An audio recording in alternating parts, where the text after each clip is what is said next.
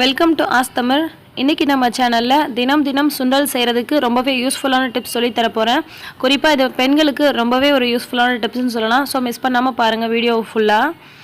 இப்போ நம்ம எதை சுண்டல் செய்ய போகிறோமோ, அதாவது தட்டைப்பயிரோ அல்லது வேர்க்கடலையோ அல்லது கொண்டைக்கடலையோ எதை நம்ம சுண்டல் செய்ய போகிறோமோ அதை ஒரு ஃப்ளாஸ்கில் நம்ம கொட்டிக்கலாம். ஃப்ளாஸ்க் இல்லை அப்படின்னா நீங்கள் ஹாட் பாக்ஸில் கூட போட்டுக்கலாம்.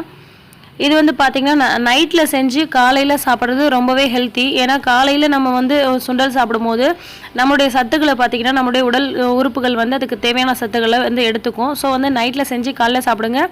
இது பார்த்திங்கன்னா நம்மளோட அந்த தட்டைப்பயிரை நான் ஃப்ளாஸ்கில் போட்டு வச்சுருக்கேன். இப்போ நல்லா தண்ணியை கொதிக்க வச்சு இப்போ அந்த ஃப்ளாஸ்கில் நம்ம ஊற்ற போகிறோம்.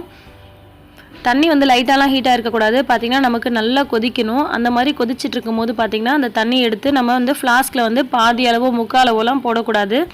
நல்லா ஃபுல்லாக ஊற்றி விடணும். ஒருவேளை நீங்கள் ஹாட் பாக்ஸில் போட்டிங்கனாலும் சரி, நீங்கள் ஃபுல்லாக தண்ணி ஊற்றி விட்டு நல்லா ஹாட் பாக்ஸையோ இல்லை ஹாட் பாக்ஸில் போடுறோம்னா ஹாட் பாக்ஸை நல்லா டைட்டாக மூடிடுங்க. அதே மாதிரி இப்போ ஃப்ளாஸ்க்கை நான் நல்லா டைட்டாக மூட போகிறேன். இதில் பார்த்திங்கன்னா உப்பையும் சேர்த்து போட்டு நம்ம மூடிட்டோம் அப்படின்னா மறுநாள் காலையில் பார்த்திங்கன்னா நமக்கு அப்படியே சூப்பராக சாப்பிடலாம். அந்த மாதிரி நமக்கு நல்லா வெந்திருக்கும். இப்போ பார்த்திங்கன்னா நான் நல்லா டைட்டாக மூடிட்டேன்.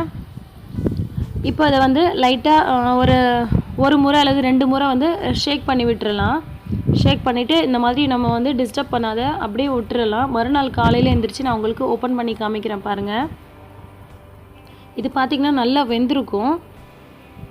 இது மாதிரி சுண்டலுக்கு மட்டும் இல்லாமல் நீங்கள் சம்டைம்ஸ் கிரேவிக்கெலாம் பார்த்தீங்கன்னா நீங்கள் கொண்டைக்கடலை ஊற போட மறந்துடுவீங்க. அந்த மாதிரி டைம்லலாம் கூட நம்ம இதே மெத்தடில் நம்ம கொதிக்க வச்சு அதை உள்ள கொண்டைக்கடலையை போட்டு அந்த கொதித்த தண்ணியை ஊற்றிட்டு நம்ம ஒரு 1/2 hour கழித்து நம்ம ஓப்பன் பண்ணி பார்த்தோம்னா நமக்கு பார்த்திங்கன்னா நல்லா கொண்டைக்கடலை ஊறி வெந்திருக்கும் ஓரளவுக்கு அதுலேயே.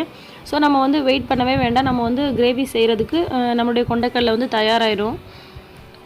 இப்போ பாருங்கள் எப்படி வெந்திருக்குன்றது உங்களுக்கே தெரியும். நான் நைட்டு போட்டேன். இதே மாதிரி நீங்கள் தட்டைப்பயிறு மட்டும் இல்லாமல் வேர்க்கடலை, கொண்டைக்கடலை, இந்த மாதிரியான பயிர் வகைகள் நீங்கள் எதுவாக இருந்தாலும் நீங்கள் இந்த மாதிரி சுண்டல் செஞ்சு சாப்பிடலாம். நைட்டே உப்பு போட்டுட்டிங்க அப்படின்னா உங்களுக்கு மறுநாள் காலையில் பார்த்திங்கன்னா ரொம்பவே டேஸ்ட்டாக இருக்கும். இதை நீங்கள் வேணும்னா தாளித்து கூட சாப்பிடலாம், இல்லைனா அப்படியே கூட நீங்கள் சாப்பிடலாம். முழு பச்சை பயிரெலாம் கூட நீங்கள் இந்த மாதிரி செஞ்சு சாப்பிட்டிங்கன்னா ரொம்பவே ஹெல்த்தியான இருக்கும்.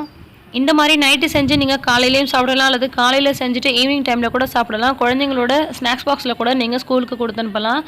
இந்த வீடியோ உங்களுக்கு ரொம்பவே பிடிச்சிருக்குன்னு நினைக்கிறேன். இன்னும் பல சூப்பரான டிப்ஸ் அண்ட் ஐடியாஸ் உடனுக்குடன் தெரிஞ்சுக்க நம்ம சேனல் ஆஸ்தமிழில் சப்ஸ்கிரைப் பண்ணிவிடுங்க. பக்கத்தில் இருக்கிற பெல் ஐக்கானை கிளிக் பண்ணிவிடுங்க. நன்றி.